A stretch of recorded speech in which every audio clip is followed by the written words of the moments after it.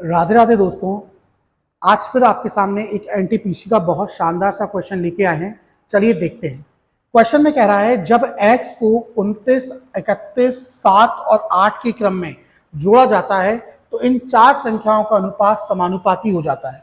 आगे वो पूछता है कि इस वैल्यू का मान हमें क्या करना है, ज्ञात करना है। बस उसने कहा है y इज ग्रेटर देन 0, यानी y जो है वो 0 से बड़ा है, तो y का मान निकालना है। चलिए देखते हैं। इसके लिए बहुत एक शानदार सी ट्रिक है। आप 29 लिखिए, 31 लिखिए, 7 लिखिए और 8 लिखिए। दोनों का अंतर निकालिए। कितने का अंतर आ रहा है? 2 का अंतर आ रहा है। इन दोनों का अंतर निकालिए। कितने का अंतर आ रहा है? 1। अब आपको करना क्या है, इस 1 का मल्टीप्लाई इसकी फर्स्ट वैल्यू में करिए तो आ जाएगा 29, और इसका मल्टीप्लाई इसकी फर्स्ट वैल्यू में कीजिए, कितना आ जाएगा? 7 दूनी 14। और दोनों का अंतर लेना है। अंतर का मतलब दोनों में से कोई भी बड़ा आ सकता है।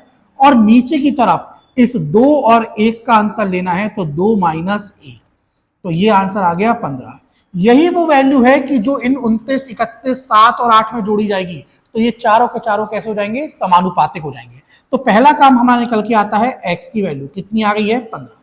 अब आगे उसने क्वेश्चन में कहा है कि 5x ratio y proportionate to y ratio 2x minus 3। तो हमें पता है कि इन दोनों का मल्टीप्लीकेशन होगा इन दोनों का। तो x की वैल्यू डायरेक्टली पुट करते हैं, तो 15 5 75। यहां पुट करेंगे तो 15 दूनी 30, 30 में से 3 गया तो कितना आ जाएगा? 27। और इन दोनों का मल्टीप्लाई हुआ तो बन जाएगा y स्क्वायर।